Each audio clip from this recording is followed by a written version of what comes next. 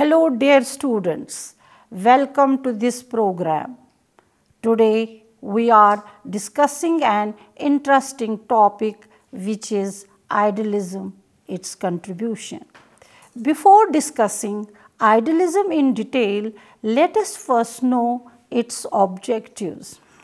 To understand what idealism is, to know the different kinds of idealism, to understand the chief assertions of idealism, to study the impact of idealism on education. Now, let us start idealism, its contribution. Idealism is the oldest theory of philosophy. It is an oldest system of Western culture. It has been attracting the attention of great philosophers from time to time. Socrates, Plato, Berkeley, Hegel, Descartes, Hume, Gandhiji, Tagore, Vivekananda and other great idealists have accepted the importance of idealism. A thinker who idolizes mind and self is an idealist. Idealism is a philosophical position which adheres to the view that nothing exists except an idea in the minds of man. Idealism's ultimate aim is ideas. The idealists have defined their fundamental postulates on reality or truth, man or human nature, mind, knowledge and values. The spiritual world is more important than the material world. The material world is a myth and untrue. According to idealism, the essential nature of man is spiritual, which is revealed in mental, religious and aesthetic areas. Idealism is commonly known as spiritualism and seeks to give explanation of the man and the universe in terms of spirit or mind.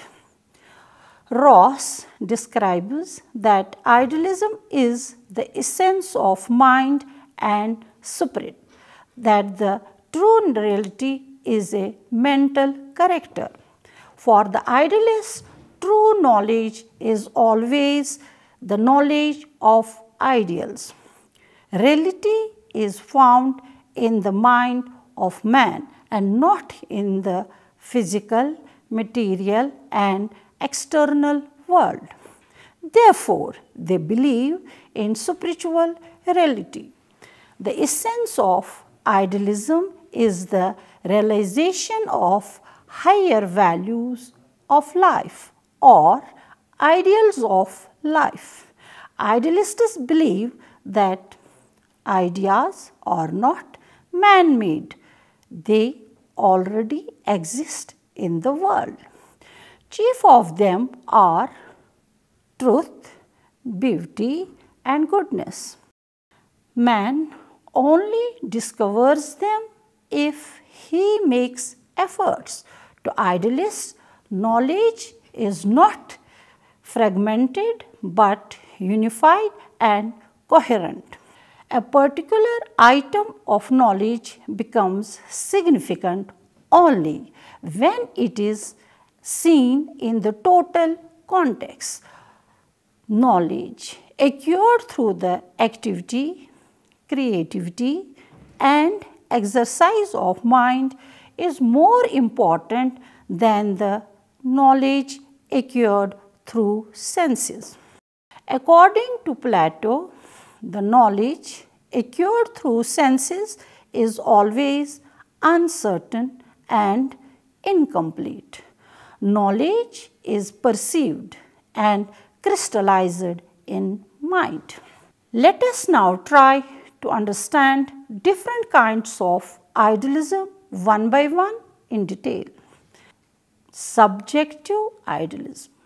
Berkeley, a British philosopher, was the chief exponent of subjective idealism. He believes that existence lies in the perception, means that a thing exists only when it is the subject of perception and not beyond it. Any object does not exist if it is not the subject of the mind. It is the infinite mind of God that can make all the infinite objectives subjective. According to subjective idealism, all the objects of knowledge are subjective, for they depend upon the mind. Phenomenalism. The propounder of phenomenalism was Kant. He holds that the phenomena of the object or the subject of experience. He includes in phenomena knowledge of experience, consciousness or object. He argues that before becoming an element in our experience, an object should assume the forms of sensibility. Everything which we know is not object but is phenomena. An object is just as it appears to being its phenomenal appearance. Objective idealism. The profounder of objective idealism was Hegel, who is often called as absolute idealist.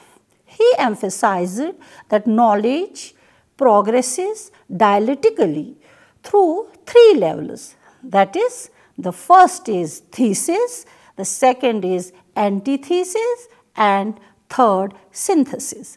These three levels witness in the evolution of living being. Hegel holds that idea is everything and everything is idea. He also believes that idea is objective and not subjective. According to Hegel, objects are just what they appear to be, although the perception changes along with the change in our knowledge. The important and chief assertion of the school of philosophy or idealism is a philosophy of ideas and ideals. Shifts natural or scientific facts of life to spiritual aspect of human experience. Idealists believe true reality consists in mind. Real knowledge is perceived in mind. God is the source of all knowledge. Reality is spiritual, not material. Values are absolute and unchangeable. Universal values are truth, beauty, and goodness. Mind and soul is more important than body and matter. Mind is beyond anything.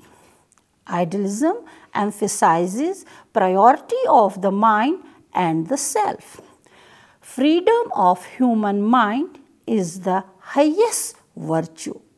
Lays greater emphasis upon normative and social sciences than upon the natural and physical. The impact of idealism on education can be understood under the following heads. Aims of education. Most important contribution of idealism to the field of education is that it has provided human life with higher aims. The supreme aim of idealism is exaltation of human personality and self-realization. Stress is on development of integrated and ideal personality. They prefer spiritual value to material attainment. The proximate aim should be the development of intelligence, skill, art, social justice and character. And ultimate aim should be the development of humanity in the image of divinity. The aim of education is transmission and promotion of cultural heritage. The objective of living and learning is to develop the natural man into an ideal man having physical, intellectual, emotional, moral and spiritual perfection. Curriculum.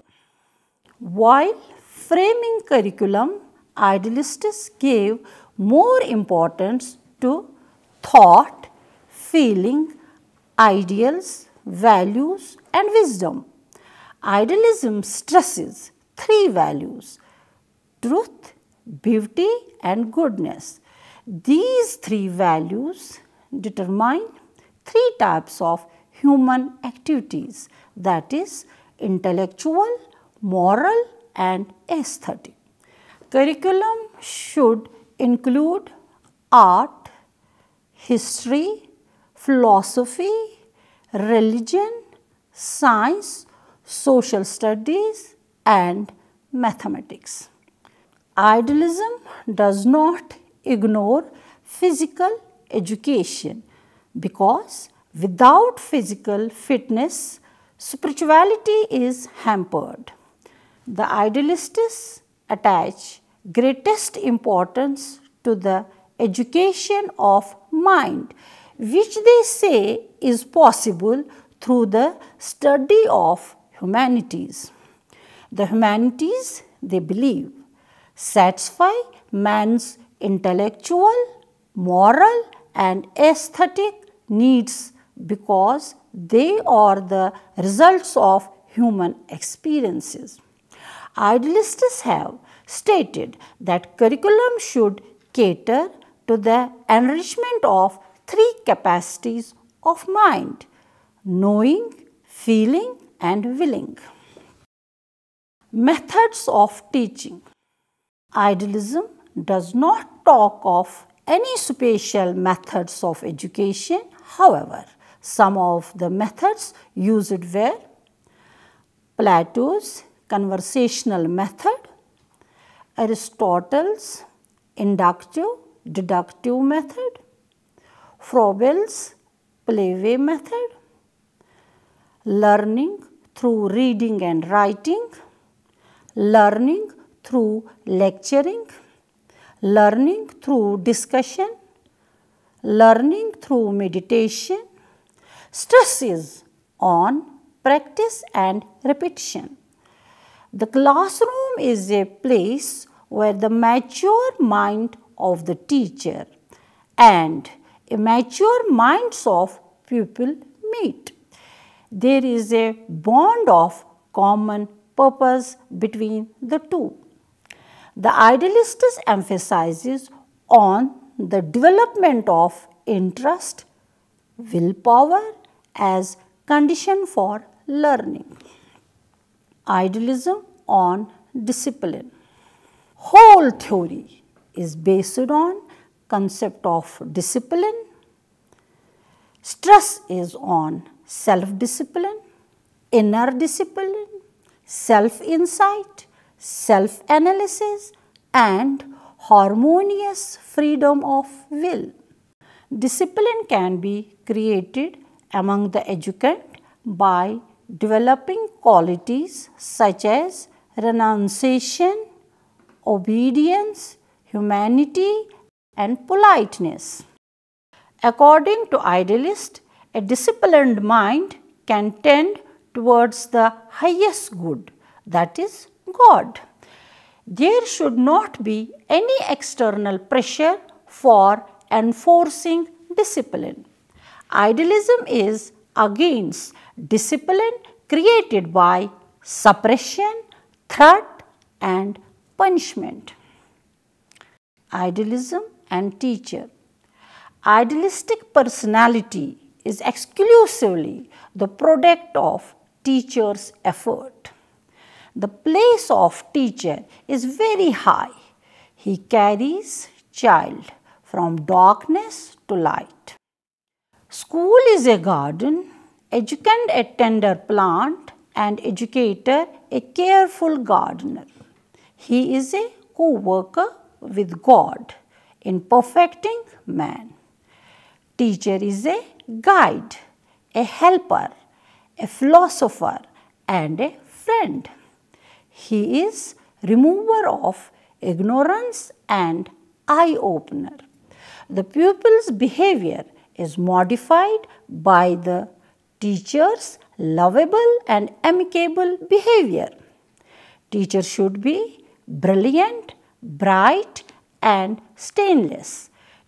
Teacher should be the person who awakens in the pupil the desire to learn.